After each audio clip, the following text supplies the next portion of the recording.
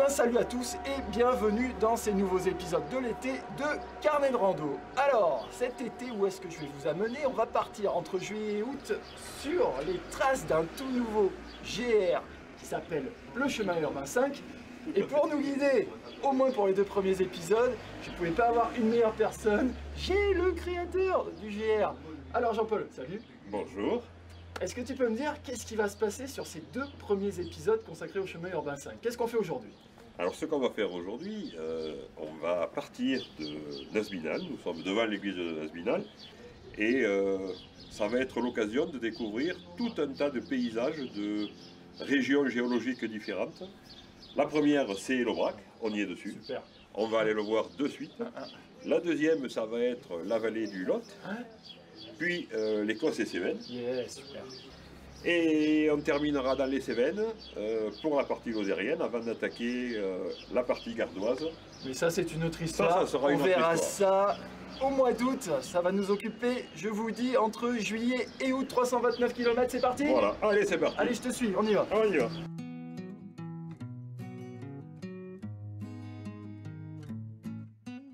Démarrer dans l'Aubrac, c'est prendre tout de suite un immense bain de nature.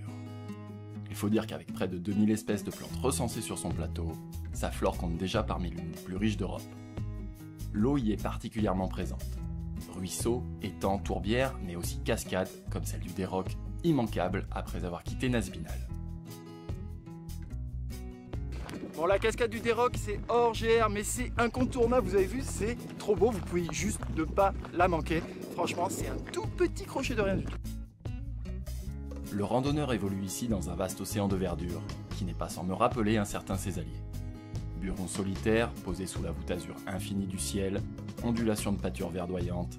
Ici, l'espace joue un rôle important et m'immerge instantanément dans le territoire. Nous avons parcouru 16 km et demi. Ouais. Et on est devant un refuge qui ressemble à un refuge de montagne plus qu'à un gîte traditionnel.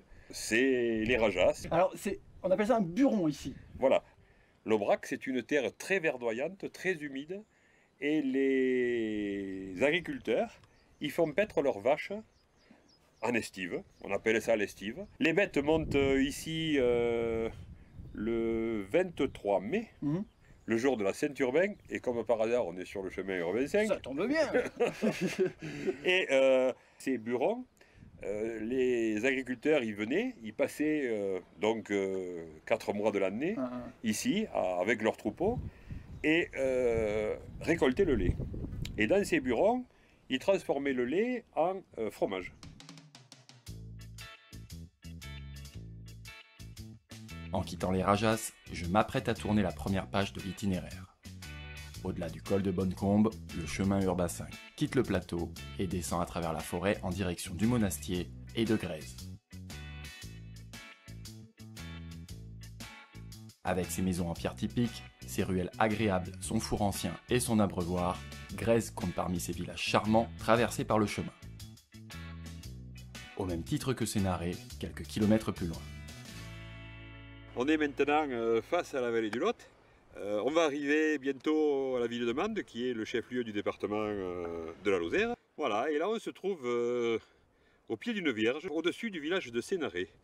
Bon, moi tu m'as parlé d'un truc, une petite faille ou je sais pas quoi, un petit truc un peu vertigineux là. On peut aller voir? C'est là derrière. Si tu veux, je t'amène. Bon, on va voir, vous savez que allez, on y va. On y va.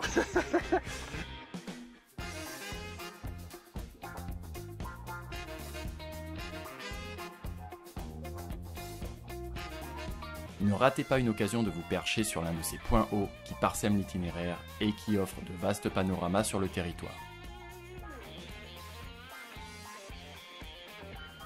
Il faudra ensuite contourner le Causse de Change-Fège pour faire son entrée à Mende par le superbe pont Notre-Dame.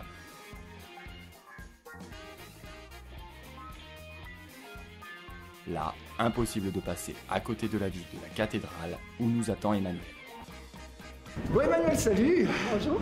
On m'a dit que tu étais un petit peu la spécialiste locale de l'histoire d'Urbain 5. Alors j'ai envie de demander, finalement, c'est qui cet Urbain 5 dont on parle depuis le début de Carnet de Rando? Alors, Urbain V, c'est un Gévaudanais de cœur et un Gévaudanais de souche. Donc il est né à Grisac. Et une fois qu'il est devenu pape d'Avignon, il a cherché à ramener la papauté à Rome. Et en 1368, il a décidé de construire la cathédrale dans la ville la plus importante, proche de là où il était né. Moi je trouve qu'il n'a pas fait les choses à moitié quand même, elle est carrément impressionnante. Alors elle est vraiment monumentale et pareil que même les pilotes d'avion repèrent parce que la cathédrale est disproportionnée, elle est vraiment omniprésente. Bon, je pense que vous avez tous envie de voir ce qu'il y a à l'intérieur derrière ces portes, c'est faisable? Oui. Bon, tu nous sers de guide? Allez, c'est parti. avec plaisir.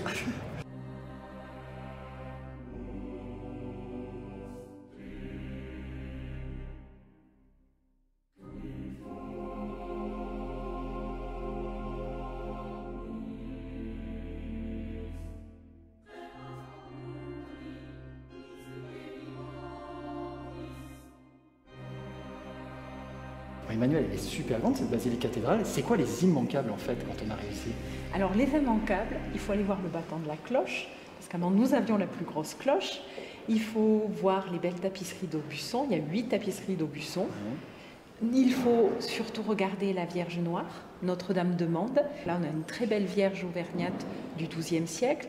Il faut voir le panneau du XVe siècle, le primitif italien qui représente le pape Urbain V. Jetez un coup d'œil. Il y a trop de choses à voir. Il faut voir surtout les orgues. Les orgues sont très très belles.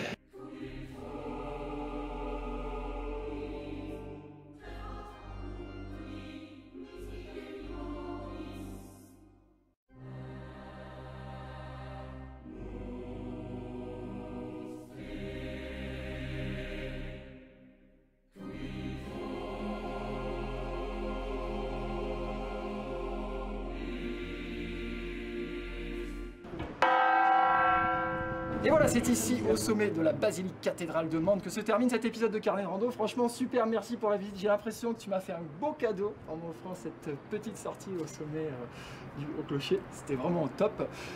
Jean-Paul, toi aussi, merci de m'avoir accompagné, supporté pendant cette journée, bien sûr. Toutes les infos sur cet itinéraire, vous le retrouvez soit sur le topo guide dédié au chemin urbain 5, édité par la FF Randonnée, soit bien sûr sur le site de l'association du chemin urbain 5, dont l'adresse s'affiche en ce moment sur votre écran. Bien sûr, rendez-vous sur le blog de Carnet de Rando, www.carnetderando.net. Il y a tous les infos, le reportage, les photos, il y a tout, il y a tout. Nous, on se retrouve dans 15 jours pour la suite. Ce sera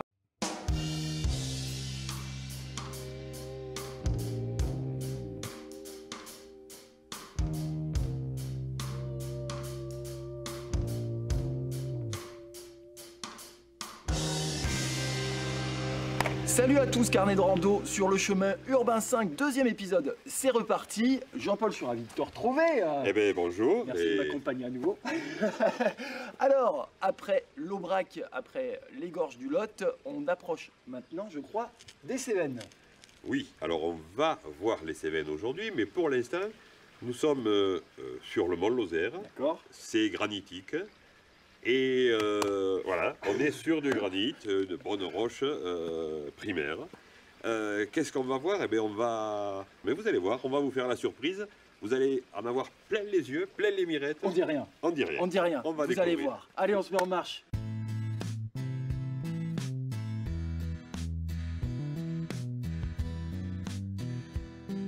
Bon, et bien tu vois, je ne sais pas si tu as remarqué, on vient de passer à la Fage. Ouais. Et dans ce petit village, il y a quelque chose d'un peu particulier, c'est ce petit clocher. Oui, je l'ai vu aussi. Ouais. Alors ce clocher, c'est quelque chose de remarquable en Lozère, parce que c'est un clocher de tourmente, on appelle. C'est-à-dire la tourmente, c'est la fournaise, la burle. Et l'hiver, comme les hivers sont très rigoureux, avec cette neige qui vole à l'horizontale, les gens sonnaient la cloche quand ils savaient qu'il y avait quelqu'un dehors, pour guider les égarés, pour qu'ils retrouvent le village. En fait, ici, ça peut devenir carrément hostile. Ah, ça peut devenir hostile. Les hivers sont rudes et on est sur les contreforts du mont Lozère. Bon, là, on a de la chance, il fait beau. Il n'y a pas de chance qu'on ait besoin du clocher de tourmente. Changement de décor radical depuis Mende. Les causes qui coiffent les Cévennes procurent instantanément une nouvelle sensation d'espace. Plaine recouverte de genêts, chaos rocheux isolés, petits bois dissimulants, des franchissements de ruisseaux. La nature des Cévennes ouvre un nouveau chapitre dans le grand livre des paysages traversés par le chemin urbain 5.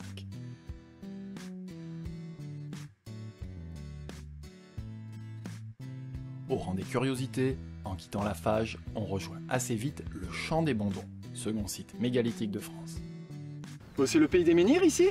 Alors, comme tu vois, David, on vient de quitter le Mont Lozère et ses granites, et on rentre dans l'Écosse. Et dans cette Écosse, nous sommes dans un endroit qui s'appelle la Chambre des Bondons, qui a une particularité, il comporte plus de 150 menhirs. Ce sont des monuments qui ont en gros 4000 ans, que nos ancêtres ont dressés, ont porté ces pierres sur plusieurs kilomètres. Et vous pouvez peut-être voir la taille des pierres et le poids que ça devait faire. C'est plus grand que moi. Oui, et c'est pas le plus grand, et de loin. Ah, ok. Et on ne sait pas exactement comment ils l'ont porté. Voilà.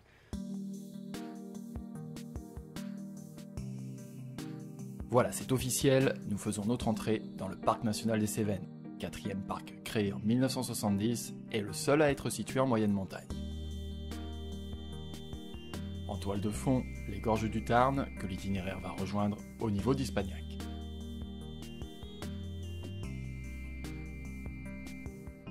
Ispagnac marque le début de la découverte de plusieurs villages de caractère, dans lesquels se retrouvent souvent des traces du passage ou de l'influence d'Urbain V. En franchissant la rivière à la sortie du village, on fait son entrée à Quézac. On n'y manquera pas la visite de l'ancienne collégiale où se découvre une nouvelle Vierge Noire, objet de pèlerinage.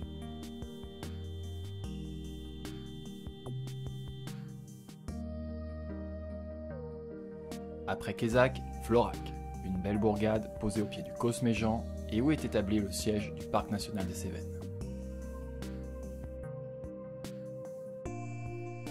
Il faudra ensuite continuer à remonter au-dessus du Tarn pour reprendre de l'altitude et atteindre Grisac, un endroit un peu spécial sur le parcours. C'est un lieu très symbolique puisque c'est le lieu de naissance de Guillaume de Grimoire qui est devenu plus tard le pape Urbain V. Il avait plutôt une belle vue quand même ici. Voilà, alors ce château, château moyenâgeux qui a été restauré il y a quelques dizaines d'années par le marquis de l'Aubespin qui est un descendant du frère du pape. Alors ce qui peut être intéressant à préciser quand même pour les gens qui regardent Carnet de Rando, c'est qu'on ne peut pas le visiter non plus comme ça. Alors il se visite du 14 juillet au 15 août à peu près. D'accord. Le marquis est là et il a une exposition sur Urbain V qui est très documentée et qu'il met à disposition du public. Les randonneurs qui passent peuvent, pendant cette période d'un mois ou un peu plus des fois, venir voir l'exposition et être reçus par le marquis d'une façon très chaleureuse. Et on pourra aussi en profiter pour s'adonner aux joies du géocaching. Avis à tous les géocacheurs qui regardent Carnet de Rando, et je sais que vous êtes nombreux, mention spéciale à Hervé. Ici, c'est un itinéraire pour venir trouver au moins 50 caches déjà. On en a déjà, dans la partie lozérienne, déjà une cinquantaine. Et d'ailleurs, ce que je voudrais préciser quand même à ceux qui nous regardent et qui ne connaissent pas le géocaching, c'est quand même c'est placé à des lieux qui présentent un intérêt certain, quoi. Tout à fait. Comme là, c'est un château et c'est un site humain. C'est une manière différente. Voilà, c'est une manière de découvrir un pays différemment. Et c'est fun. Il reste encore quelques efforts à faire pour atteindre les crêtes de la montagne du Bougès, sur lesquelles on profitera de superbes panoramas sur l'itinéraire passé et à venir. Une dernière partie où la beauté des Cévennes éclate littéralement et en met plein les yeux aux randonneurs. Vers l'est, l'Ardèche n'est plus très loin, mais c'est vers le sud que vos yeux se tourneront en atteignant le sommet du Signal de Ventalon.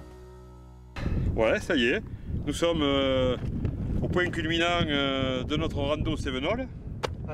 Voilà, on arrive vers là-bas. Ouais, on voit bien d'où on était, ouais. Tu remarques qu'on a une belle vue, qu'on est devant des tables d'orientation. Et bien demain, tu vas continuer sans moi, mais tu vas continuer là-bas, tu vas dans le Gard. Et ouais, la suite, voilà. Ça se passera à Saint-Jean-Paul, c'est dans 15 jours. Ne ratez pas la suite de Carnet de Rando sur le chemin urbain 5. On sera dans le Gard pour 2 nouveaux épisodes, donc ne les manquez pas. Toutes ces infos, de toute façon, vous allez les retrouver bien sûr sur le blog www.carnetderando.net avec les articles, les photos et tout. On y parlera également de l'application mobile. Tu peux m'en dire 2 mots rapidement? Voilà, alors c'est une application mobile en cherchant sur le Play Store Chemin Urbain 5. Vous la téléchargez, elle est gratuite et elle vous amène où vous voulez. Voilà, je vous explique tout ça sur le site également de l'association, bien sûr, dont l'adresse s'affiche actuellement sur votre écran. Le chemin urbain 5 fait l'objet d'un topo guide de la FF Randonnée qui est ici, que vous pouvez également retrouver. Jean-Paul, je te remercie vraiment de m'avoir accompagné pendant ces 2 épisodes. J'espère que ça t'a plu, que tu t'es bien amusé. Tout à fait. Ah, ça t'a plu. Je suis prêt à recommencer. Voilà. On a bien marché, on a bien cavalé. Franchement, moi je me suis régalé. J'ai hâte de découvrir maintenant ce qui se passe là-bas. Je te souhaite une bonne continuation. Eh bien, bonne route à toi. Salut. Voilà. Nous on se retrouve dans 15 jours pour un nouvel épisode. D'ici là, bonne rando à toutes et à tous et à bientôt.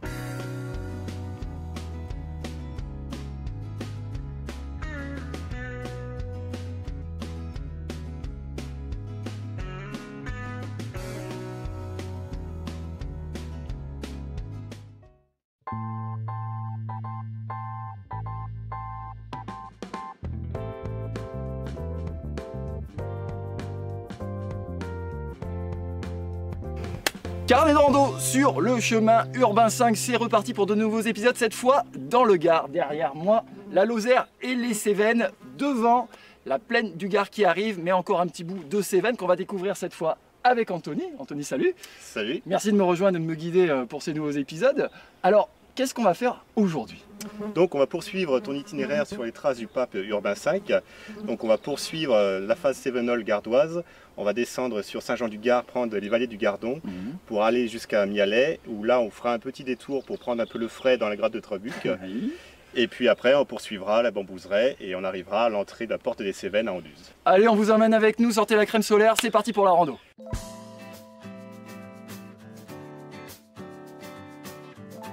Me voici désormais officiellement dans le Gard, où la montagne prend déjà des accents méditerranéens.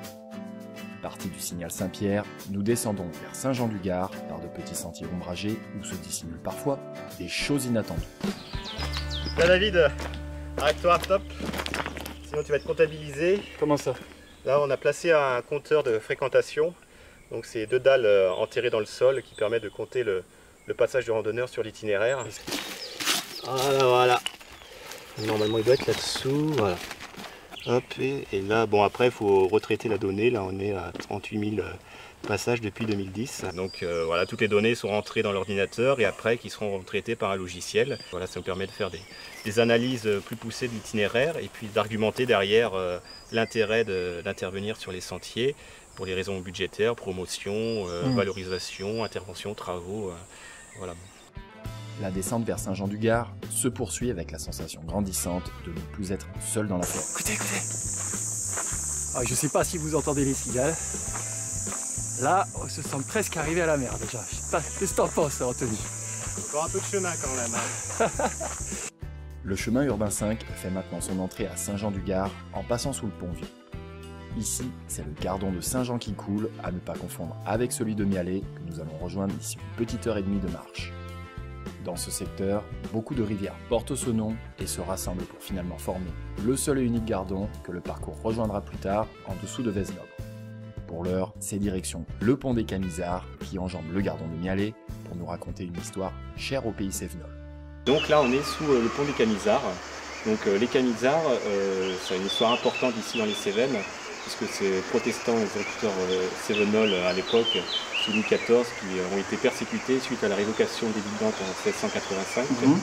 Donc c'est dans les guerres de religion de l'époque. Voilà, donc c'est vraiment ancré ici. C'est une grosse thématique historique au cœur des Cévennes en fait. Voilà, donc on met un peu de parenthèse ici, là, le chemin urbain 5, le côté catholique, pour se rapprocher du côté protestant, mais sur un chemin vraiment historique à la croisée de l'histoire. Et ici, d'ailleurs, sur Mialet, si tu veux en savoir un peu plus, il y a le musée du désert. Le désert, c'est un terme plus spécifique local qui signifie un peu comme le maquis pendant la Seconde Guerre mondiale, voilà, où les protestants étaient cachés dans les montagnes cévenoles. Les Gardons, quels qu'ils soient, sont tous une invitation à la baignade. Mais pour échapper à la chaleur, vous pouvez également compter sur la grotte de Trabuc, à condition de savoir contourner les 2 km de route qui vous en séparent. Alors l'histoire c'est qu'il y a 2 bornes à peu près pour y aller par la route. Donc vous avez le choix, vous êtes courageux, il fait pas trop chaud, vous dites allez je me le sens, je pars par la route. Sinon vous faites comme nous, il fait chaud et vous le sentez pas, vous tapez le pouce qu'on va faire, il y a bien quelqu'un de sympa qui va nous prendre. Bonjour, on va à Trabuc par hasard, vous iriez pas? Bah si, bah écoutez, allez-y, montez, je vous emmène. Super, parce qu'on a un peu la flemme de marcher. Ah, c'est pas très loin, mais je vous emmène. Merci.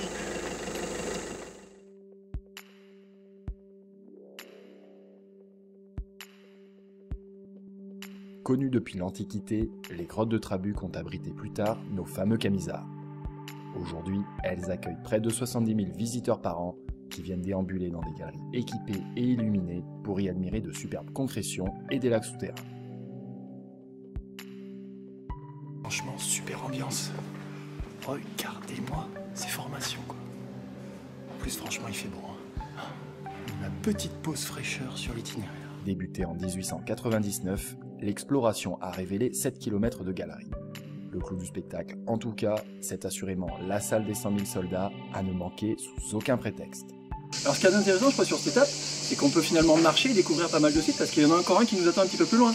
Voilà, l'intérêt c'est ça, c'est de à la fois parcourir l'itinéraire et en profiter pour sortir un peu des sentiers battus. Et puis après, donc on va redescendre sur le GR là, et on va jusqu'à Anduze en passant par la bambouseraie d'Anduze. La fameuse bambouseraie d'Anduze, c'est un incontournable ici dans le Gard. Profitez-en sur chemin urbain 5, visitez-la, vous allez voir, nous on y va en tout cas. Voilà, allons-y. Bon, en tout cas, ce gardon à côté, tu sais quoi, moi ça me donne envie des fois de piquer une tête. Eh ben écoute, tu peux, il y a des plages sur le côté là. Il suffit de traverser, quitter le chemin et Et aller faire un plouf. aller faire un plouf. Putain, si pour j'avais se le temps, rafraîchir. quoi. Je le ferais si j'avais le temps. Mais si vous avez le temps, vous, franchement, je vous le recommande. Vous allez voir ces petites vues sur le gardon là. Ça donne juste envie, quoi. Voilà. À partir de là, la bambouseraie n'est plus très loin. Sur le chemin urbain 5, attendez-vous à un dépaysement total. Zen attitude obligatoire dans ce lieu qui invite au repos et à la détente. Alors à la base, c'est un passionné de botanique exotique, Eugène Mazel, qui en 1856 a importé différentes espèces de bambou, entre autres, et d'autres espèces végétales pour créer son petit jardin. Et ça a été repris et ouvert au public après en 1953, 100 ans après, quoi, pour permettre la découverte de ce lieu emblématique du département. On a coutume de dire que c'est la petite Asie dans les Cévennes. Bah, c'est exactement ça. On finit par oublier complètement le gardon C'est des paysans total, quoi. exotique. Là, on est dans le village laotien. Alors on a changé de pays, donc ça fait... Après les Cévennes, le Gardon, on découvre... On a quitté le Gard. Laos. C'est ça. Bienvenue au Laos.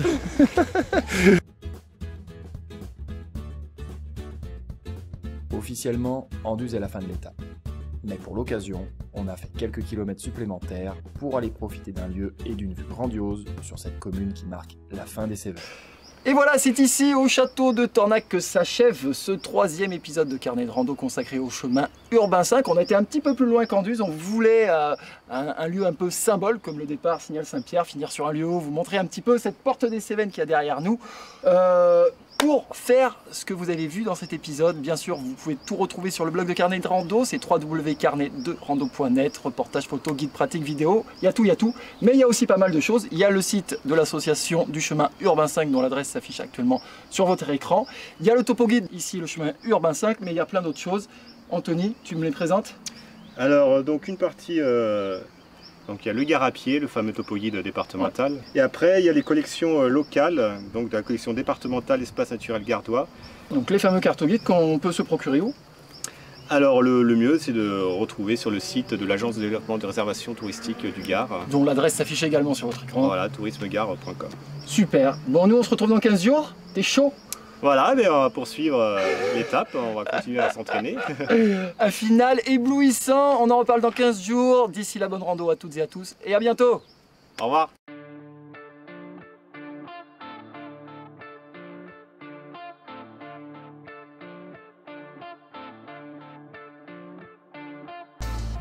Carnet de rando sur les chemins urbains 5, c'est déjà le dernier épisode. Hein. Ça fait déjà un petit moment qu'on a quitté l'Aubrac, vous avez vu. On est encore et toujours dans le Gard pour ce dernier épisode.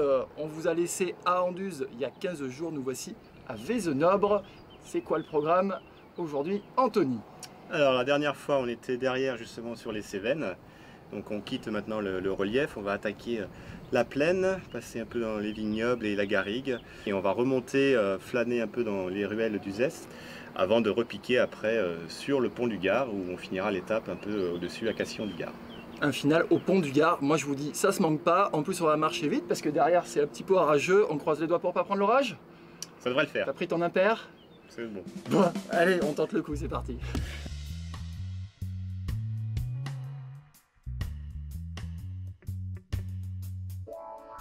Point de départ de ce nouvel épisode, Vézenobre déploie un charme fou. Et c'est une flagrante envie de flâner au fil de ces villages de charme gardois qui s'emparent de moi, au fil de ces petits sentiers bucoliques qui me mènent en direction d'Uzès. Mais avant d'entrer dans le premier duché de France, nous nous mettons à la recherche de capitelles dispersées aux alentours de Blauzac. En fait, ça ressemble beaucoup à ce que j'ai en Ardèche finalement, quoi. Voilà, oui, on retrouve pas mal dans le sud de la France à différents endroits. Ça porte des noms différents en fonction des régions, mais le principe est le même. Donc, c'est-à-dire que c'est des petites cabanes qui permettaient de ranger soit les récoltes, les outils auprès des champs ou dans les troupeaux de bergers. Ça servait aussi d'abri pour le berger sur les plateaux. De petits chefs-d'œuvre d'architecture rurale et ancestrale qui précèdent un retour au pays de la vigne, une autre grande thématique gardoise.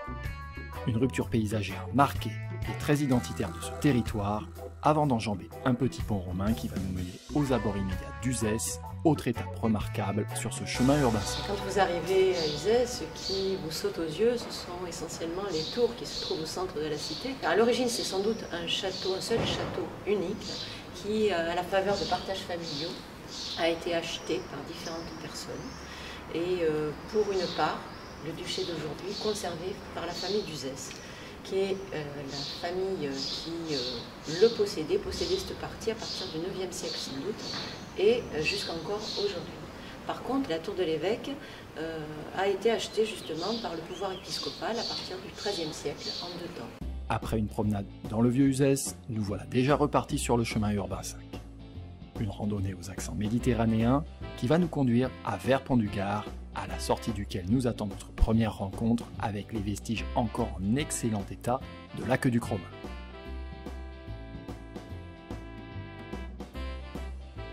Mais ce n'est pas la seule rencontre que nous allons y faire. Les voilà, les gars qui balisent l'itinéraire depuis le début. Salut. Mes questions, c'est quand même pas vous deux qui gérez les 329 km de l'Urbain 5. Non, non, nous on a qu'une partie avec Georges, mon coéquipier, on n'a qu'une partie de chemin qui nous est attribuée par le CDRP. D'accord. Donc du coup, c'est quoi votre mission? Comment ça se passe en fait, le balisage et l'entretien du balisage?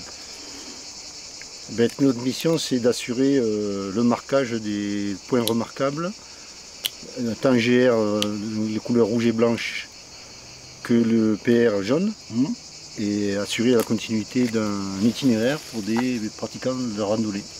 Ah, regardez, c'est tous les petits pochoirs en fait, toutes les petites croix que vous voyez. Donc ouais, on fait pas n'importe quoi. Il y a des tailles, des dimensions, des formats vraiment précis, quoi. Tout à fait, tout ça répond à une charte qui est éditée par la Fédération française de randonnée. À partir de ce point, le pont du Gard n'est plus très loin, et l'impatience de s'y retrouver se fait ressentir. Je suis vraiment ravi d'être de retour ici pour Carnet de Rando. C'est vraiment un endroit que je voulais vous montrer depuis longtemps. C'est carrément extraordinaire de passer ici sous ces arches. Imaginez l'histoire de ce site. C'est un privilège en tant que randonneur de pouvoir passer là. On se félicite que ce chemin urbain 5 puisse nous permettre la visite de ce site. Bonjour Elisabeth. Bonjour. Enchanté, David. Enchanté. Nous voici donc sur le pont du Gard. Je suis impressionné par cet édifice que j'ai l'impression qu'on suit déjà depuis quelques temps. On a vu les premiers vestiges. Qu'est-ce que vous pouvez me dire sur cette histoire, ce monument incroyable? Cet aqueduc, vous le savez, date du 1er siècle et il faisait 50 km entre Uzès et Nîmes. Cet aqueduc utilisait la gravité, donc la pente, pour que l'eau puisse s'écouler d'Uzès jusqu'à Nîmes. Donc, puisqu'on est en train de parler chiffres, faisons rêver un petit peu le public de Carnet de Rando. Elisabeth, hauteur, taille, longueur, qu'est-ce qui fait ce pont du Gard? D'emblée, il faut savoir que c'est le plus haut pont romain connu au monde. Il fait pratiquement 49 mètres de haut et ça le positionne juste après le Colisée de Rome, en termes de hauteur. Et en termes de longueur, alors là aussi c'est impressionnant parce qu'actuellement il fait 275 mètres de long. Mais à l'origine, il était encore beaucoup plus long. Il y avait 12 arches supplémentaires. C'était un ouvrage qui en tout faisait 490 mètres de long, un demi-kilomètre. Alors, je crois que si je veux en savoir plus, parce qu'il y a beaucoup de gens qui passent par le site comme ça sans apprendre tout ça, il y a un espace muséographique où on peut en découvrir plus. Ah oui, alors là vraiment c'est passionnant parce que ça va vous plonger au cœur de l'histoire de cet ouvrage. On va vous expliquer dans le musée à quoi servait l'eau, déjà pourquoi les Romains se sont lancés dans un tel chantier. Carrément. Et surtout, on va vous expliquer comment ils s'y sont pris pour calculer le dénivelé, le tracé, tailler les blocs, les monter, etc. On vous expliquera pas tout ici, venez voir par vous-même, venez découvrir l'espace muséographique. Nous on va faire une petite visite un peu privilégiée, on vous amène directement sur l'aqueduc. Oh, c'est pas une prison, hein? La chance!